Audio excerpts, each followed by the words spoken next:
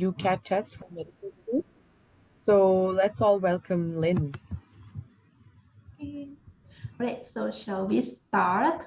Hi, everybody. Very nice to meet you. My name is Lynn. Thank you also to IDP for hosting me. And yeah, so what I will be sharing with you guys is tips and strategies to help you ace the UCAT test. All right, so if assuming that all of you can see my screen, let us begin. So I think let's start a little bit with like a little of introduction. So as I said, my name is Lynn and I'm one of the coaches at Icon Plus Education. And what we do is we provide services to help students with test preparation and university applications. So we basically will get you through the whole process. Right, so we are meeting here today for the UCAT, right? And I think you probably should know at this point that it stands for the University Clinical Aptitude Test. So what that means is that it's a test that you need to take in order to gain admission to medical programs. So for Australia, that would be for the University of Adelaide. So as international students, for every other university in Australia, you will have to be taking the ISAT. And actually, like I will also be running a webinar on the ISAT tomorrow. So the UCAT is only for the University of Adelaide. Right, so this is a quick summary, like a table that summarizes the key information that you need to know about the test. So it's a computer-based test. You will be doing it on a computer, on a screen. The test itself, time-wise, it's only 2 hours long, which is not a lot of time. Like most movies nowadays are longer than 2 hours. Yeah, so 2 hours is not a lot of time. It'll be over before you know it. But in those 2 hours, in the test, you'll be doing a lot of stuff. There are like 5 sections in total: verbal reasoning, decision making, quantitative reasoning, abstract reasoning, and situational judgment. And we will take a look at each of them and what they are in a minute. Okay, so some of the other logistic details first. So this year, 2022, the test dates are going to be between 1st July and 12th August. You can choose any date within this window to take your test, and you will get your result pretty much within the same day. So if you take it in the morning, you'll probably like get an email with your score, like maybe by the time you finish lunch. Right. And you can only take it once per application cycle. So between like 1st July and 12th August, you can only choose one day to take it. You can't like retake it every day until you're happy with your score. And then yeah, the results, once you get them, are only valid within the same application cycle. So if you take it in 2022, that is for application also in 2022. So you can't reuse it for the following year. Right. If you need more information, of course, we are ready and happy to answer any questions you may have. Or if you prefer to just get the information from the test maker, I've put the website on the screen. So this is where you can go for more information. Right. Let's just take one quick look at specifically the content of the test. So as I mentioned, there are 5 sections, right? And what I've put in the table here is how many questions you have in each of the sections in how much time. So if you look at it, these numbers probably don't make a lot of sense to you right now, except that they're very, very scary. So as I said, the test is 2 hours long and you'll be doing 200 plus questions in that time. And that really is a lot to do in 2 hours. If you look at the time limit per section, each section is really, really short. But if you look at the number of questions, with the exception of decision making, this is the only section in which you have more minutes than questions.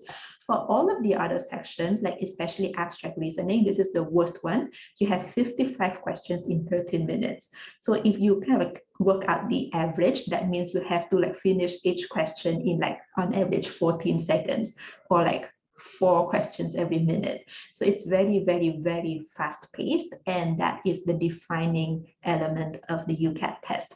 In terms of scoring, so for the UCAT ANC, you will be getting a score of 300 to 900 for each of the 5 sections. And then the total score, so for the total score, they actually only take the first 4 sections. So from verbal reasoning to abstract reasoning, they take your score for each of these 4 sections and then they add them up. So that is going to be your total score. So that is why the highest maximum possible total score is 3,600. So that is if you get 900 in each of the first 4 sections. Situational judgment is considered separately. So although it's also scored on the same scale, but when they report the total score, they don't include situational judgment, and then they just report it separately on the side. Okay. So now that we've talked about the scores, the next question that you might have is, okay, so what is considered a good score? And that, of course, depends on the year, depends on like the other people in your cohort, depends on a lot of different things. Generally, a general thing that we go by is we look at the percentile, and the percentile is always reported like together with the test statistics every year. So normally, if you want to like kind of like stand a good chance, so to have what is considered a comparative score, you probably should aim to be in the 80th percentile or above. So what the percentile refers to is it refers to the percentage of people in your cohort. So people taking the test together with you who has a score that is lower than yours. So if you're in the 80th percentile, it means that 80% of the students who took the test in the same year as you did scored lower than you did. So that sounds pretty sweet, right? What is an 80th percentile differs from year to year. So generally it falls somewhere between 2,750, so 2,750 and 2,800. So I think, so yeah, so if you want to have a comparative score, then a good number to aim for would be around 2,750 or higher. Right. And well, I am proud to say that most of our students who we have coached for the UCAT have been scoring 2,700 and above. So yeah, this is why we really are confident in our material, our program, our syllabus, and our methods. And we are so sure that it works. Right. So I think that is a lot of talk already about the test. So I think without further ado, what we should do now is actually get you guys just have a go and have a try and just get a taster of what the questions in the test will really look like. As I said, there will be 5 sections. So I'll just let you guys try one question from each section. And this is important for you guys to get a sense of not only what the questions are like, but also what the time pressure is like. Great. So let's start with the very first section, verbal listening. What verbal listening is basically a very, very fast reading comprehension test. I'm going to show you a question in a minute, but basically the idea is that you get a passage to read and you get a bunch of questions to answer. And on average, you have about half a minute per question, including reading the passage and answering the question. So that sounds very tough, right? So let's see how you do under that kind of time pressure. I'm going to show you guys a question. I'm going to put a timer so that like basically I'll force you guys to try and do it in half a minute. And what I would like you to do is, so once you're done, if you feel so inclined, maybe share your answer in the chat. You can just type the letter ABC in the chat and then send it to me. And then so that will help me like see first that you are done, and second, see like how you are doing and if I need to spend a little bit more time explaining the answer. Okay, so let's do that. Here is the question, and assuming that there are no objections, I'm going to start the timer for 30 seconds, starting now.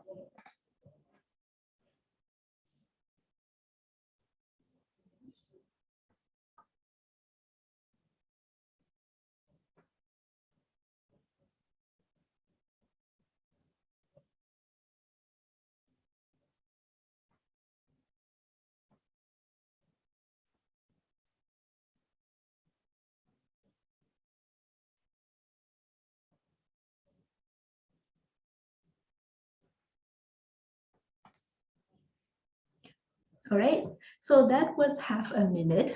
It really wasn't a lot of time at all. So guys, if you guys finished a question, I would really love to see your answers in the chat so that I know that you're done and that everything is all right.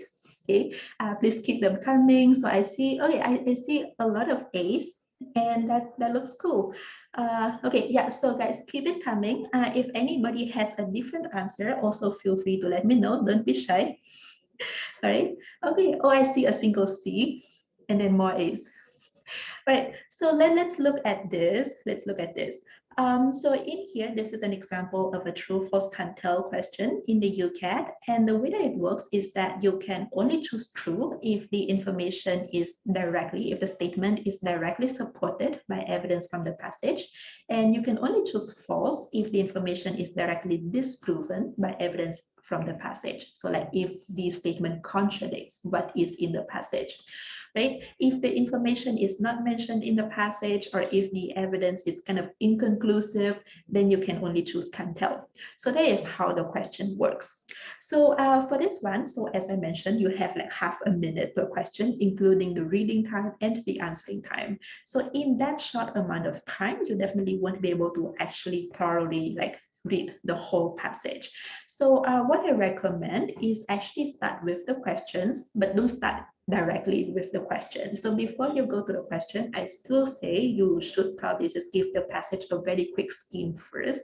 And by very quick, I really mean very quick, like no more than 10 seconds, kind of quick, right? And then in those 10 seconds, right, what I want you to achieve is to, well, get three things out of the passage. One is, what is the topic? Two is, what is the author's attitude or opinion on the topic, if it's given? And lastly, what aspect of the topic is discussed in each of the paragraphs? So for this passage, the topic is this painter, Titian, or however you pronounce it. The attitude is not given, so the author is more or less neutral, so then we don't need to worry too much about that. And then for each of the two paragraphs, in the first paragraph, it basically just introducing this guy and why do we care about him. And the second paragraph goes into this thing about the painter of the powerful. So like, yeah, like how he was painting lots of paintings of powerful people. And then that is all that you needed to like get from the first skim through. And seriously, don't spend any more than 10 seconds on that. Right. So then after that, go to the question, see what the question wants, and then kind of like take keywords from the question and then go back to the passage and scan for the information. So for this one, we can start from looking at the thing inside the quotation marks. So the painter of the powerful. And that takes us to the second paragraph, right? And it does say that he got this honor like from King Charles V. So at least the king, that part is correct. But then in the statement, we also have another piece of information, the age of 50. And then this is something that might complicate our answer. So if you didn't have at the age of 50, if you only have the part after the comma, then that would actually be true because we do have, yeah, he got this title through like his painting of Charles V. So that part is true. Now, when we add in the information about his age, this might change our answer to can't tell, which some of you also chose. And that is because in the passage, we just don't know how old he was at this point. So we know that it was in 1533, but there's no information about how old he was in 1533. Okay, so yeah, so that might make can't tell a very, very popular answer, but I just saw a B pop out, and that is gonna be, well, that is gonna be where we're gonna end up. So, all right, so directly, we are not told how old he was, but then there are some other pieces of information around the passage that actually tell us something about his age. So it says in the next sentence that he would continue painting powerful people for the next 45 years. And that is interesting because we also know that his age at his point, like when he died, was 91. So imagine, right, if he died at 29 years old, at 91 years old, and then he was doing it for 45 years. So assuming like, okay, even if he kept painting all the way until he died, so if like he got the title, then he went on for 45 years and then he died at 91. So then 91 minus 45 is 46. So then that means that like the oldest that he could be when he painted like his first painting of Charles V could only be like 46. So if he were 50 at that point, then like if you add 45, then that would mean that he would have to continue painting until 95 years old. And that is impossible because he would be dead by then. So that is why, so kind of like just putting all of this together, actually the statement becomes impossible. Like you don't know what age he was at that time, you still don't know, but you can be sure that there's no way he could be 50. Okay, so then actually putting all of that together, the answer is going to be false. Yeah. Right. So yeah, so that was the first question. And this was an example of a tricky one. There was a lot going on in here and you had to read a lot. And there was a little bit of a trick because you had to put together multiple pieces of the puzzle in order to get the answer.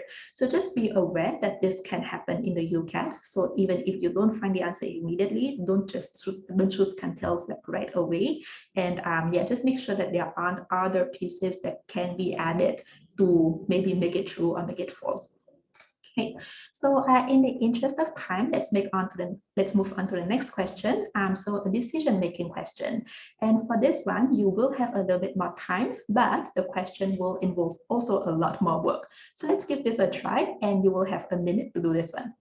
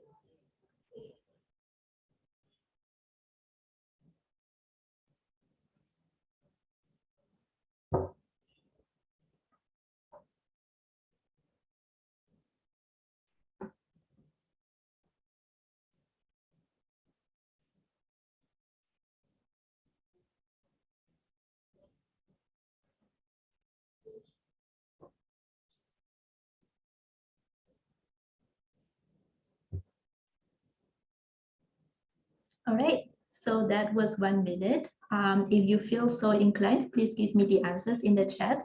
So your answer will have to have 5 parts. Basically, like it will be yes or no for each of the 5 statements. So that will be a lot. Right. So actually, the decision-making questions can be very diverse. There are lots of different question types, and this is only one of them. And in this question type, what you need to do is, yeah, so you have to go through each of the 5 different statements and put yes or no for each one of them. Right? And then keep in mind that if you want to get full scores for like full marks for this question, you need to have all 5 of them correct. If you get like maybe 4 or 3 of 5 correct, then I think you will get some partial credit. But anyway, if you want to get the full marks, then you have to get all 5 correct. Right, so this one is an example of a question where they give you kind of like a tongue twisting, brain twisting, kind of like nonsensical statements. So anyway, just ignore the actual content of it and just think about like all the ideas and like how they're related to each other. So there are different ways of organizing this. My favorite way is to use a Venn diagram. So that is the way that I'm gonna demonstrate. So basically for Venn diagrams, what you do is you draw circles, right? And the first sentence tells you that none who embrace the downtrodden are guilty of following dogmas. So that means that none who embrace, so like people who embrace the downtrodden would be one circle, and people who follow dogmas will be another circle. And then we know that these two circles cannot intersect, right? Because it says none, right? So then the second sentence introduces another circle. So people who are truly spiritual. So then we just draw another circle there, and we know that there are few who are guilty of following dogmas are truly spiritual. So then that means that these two circles will have a little overlap. So they won't be completely overlapping, there will be a little overlap. Right? But then between truly spiritual and embracing the downtrodden, we have no idea like how these two intersect because the information doesn't give us any information about that. So based on that, actually, we can already answer the first 2 pieces because both of them try to kind of like talk about the relationship between truly spiritual and the embracing the downtrodden. And as I just said, we have no information on how these two intersect. Do they overlap? Do they not overlap? We just don't know at all. So that is why for both of these 2 first statements, the answer is going to be no and no. Right? So Karen, good job on this one. The next one, it tries to talk about this bottom 2 circles, following dogmas and not truly spiritual. So it says that few who are guilty of following dogmas are truly spiritual. So that means that there are others who are guilty of following dogmas, but are not truly spiritual. So then this follows from that information. And in the graph, you do have like a portion of this circle that is not overlapping with the truly spiritual circle, right? So then that would be yes for the middle statement. For the fourth one, this one tries to talk about guilty of following dogmas and embracing the downtrodden. So as we can see in the Venn diagram, these are two circles that are completely apart. They do not overlap. So yeah, so that then the statement would make sense. If a person is in the follow dogma circle, there's no way she can be in the embrace the downtrodden circle. Right. And then finally, the last statement, it tries to introduce, well, it tries to talk about all three categories, but actually we can answer it by, again, actually just looking at these two circles, because we already know that they cannot overlap. So anybody who is following, who is guilty of following dogmas would definitely not be embracing the downtrodden, because we know these two cannot overlap. So then it doesn't matter if the person is truly spiritual or not, there's just no way that they can overlap. So then that would be a no for the last statement. Okay, so Karen, you actually did pretty well in this. That was 4 out of 5 correct. Oh wait, no, that is 5 out of 5 correct. So you get full marks. Everybody else, I mean, just keep it going. So yeah, this is an example of what it's like to do a decision-making question. You do have a little bit more time, but it also requires more work. So then actually it's, yeah, it's still very intense. Right. The next one we are going to look at, this one is quantitative reasoning. And again, same drill, so you probably know it by now. For this question, you probably will need to use a calculator. So in the UCAT test itself, you will get like a little, like very basic, very rudimentary on-screen calculator. For the purpose of this exercise, if you have your phone next to you, you can probably just use like the calculator app on your smartphone. That is totally fine. So here is the question, and for this one, I'll give you 40 seconds. So let's go.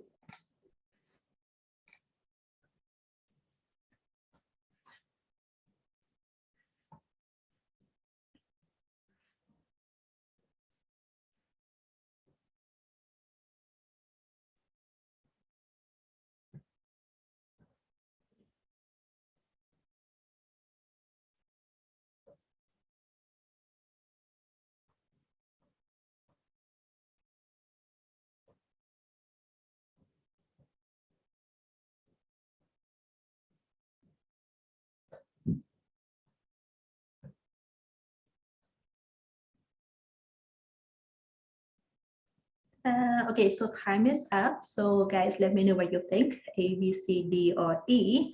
And yeah, let's look at this together.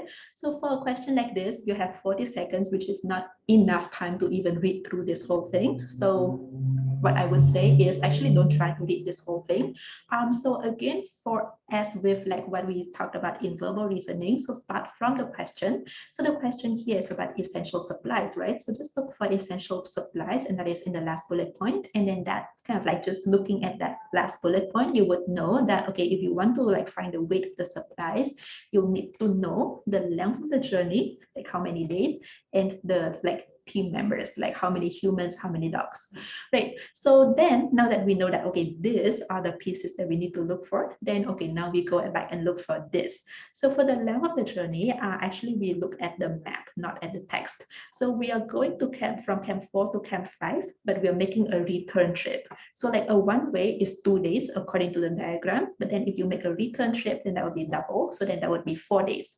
And that is the first piece done. The next one, the team members. Okay, so we know that, okay, so there will be like one human handler, and then we will need 2 dogs. So from the last bullet point, we know that the supplies needed for one handler is going to be 40 kg, and then for each of the dogs, you'll need 10 kg. So then that will be, this is the calculation, that will be 40 plus 20, which is 60. And then finally, they're asking like, oh, what percentage is this out of the maximum load, right? So the maximum load that is in one of the bullet points, yeah, in bullet point number 3, and that is 150. So then you just find this 60 out of 50, that is going to be 40%. So then that is our answer, 40%. Right. Okay. So I'm assuming that there are no objections there. Let's zoom on and to the next one. This is abstract reasoning. And for this, the time is very, very, very intense. Like, as I said, you should be doing this at like 14 seconds per question. But if we are doing this for the first time, okay, that is probably not going to be possible. So why don't we do this? I'll just give you guys 60 seconds and see if you guys can figure it out. Okay, so 60 seconds starting now.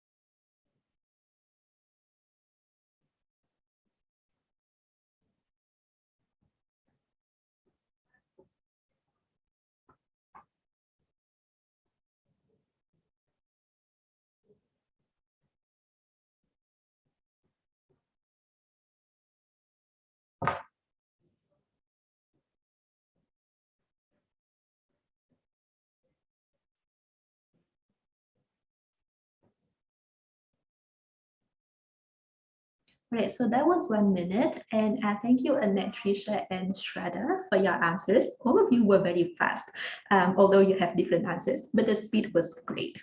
Okay, so this is a typical abstract reasoning question. Abstract is one of the very divisive sections where some people really love it and some people really, really hate it. But anyway, so I think that it's kind of fun, like once you learn to like it, and then it's something that can get better with practice. So for something like this, I think the best way to start is to try and look for what I call the simplest box, and it can be in either set A or set B. And what I mean by simplest is either it contains the fewest shapes or there isn't a lot of variation. And probably this is going to be the best one to start from. So in here, you have one black triangle and one white diamond, right? So like maybe the first thing that you can think of is probably number. So let's say there's one each, right? So let's say the number of black triangles and white diamonds has to be equal in set B. And then if you look at all the other boxes as well, you will see that that is indeed the case. So the number of black triangles is the same as the number of white diamonds. So that is great. So once you have something in one of the two sets, what you do is go to the other set and see if you can find something similar. And if you can, then that is your rule. So in set A, so from set B, we know that it has to be something about the numbers of two types of shapes. So for set A, right, again, let's try by finding the simplest box. And actually, there are a couple of boxes with like relatively small number of shapes, but I'm actually not going to look at them. Instead, I will go to this one. And the reason is because I know that I'm trying to find two types of shapes. And this is the only box that only has two types of shapes. It only has black diamonds and white triangles. And then if you look at the other ones, all of them, they also have a bunch of other stuff, but all of them contain at least one black diamond and one white triangle. So I know that these are the two types of shapes that I want to look at. Now, if I count the numbers, they're actually not equal. Like in this box, there's 3 of the first type and 4 of the other type.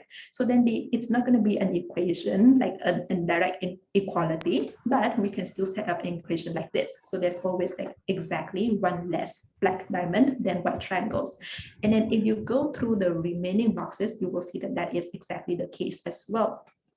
So then this is the rule for the two sets. So now when you go to the test shape, you can see that, yeah, these are the numbers of the things in the shape. So then like just looking at this, you can immediately tell that it is not going to be set B because the number of black diamonds and white diamonds and black triangles is not equal, but it does meet the criterion for the rule for set A.